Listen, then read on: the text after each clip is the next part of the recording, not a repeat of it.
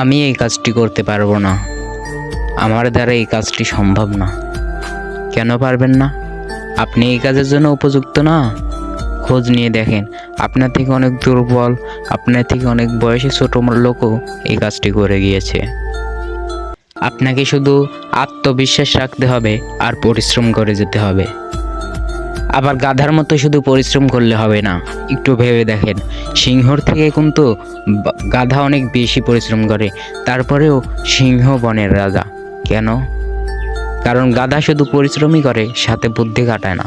আপনাকে পরিশ্রমের সাথে বুদ্ধিও খাটাতে হবে, তাহলে আপনি সিংহর মতো বনের রাজা হতে পারবেন। লোকের কথায় কখনো পিছু হটবেন না। লোকেরা অনেক কিছুই বলবে, আপনার সাফল্যের পর তাদের কথাও বদলে যাবে। কখনো হাল ছেড়ে দেবেন না। মনে রাখবেন, কাজটা যদি সহজই হতো তাহলে এই কাজটা সবাই করত।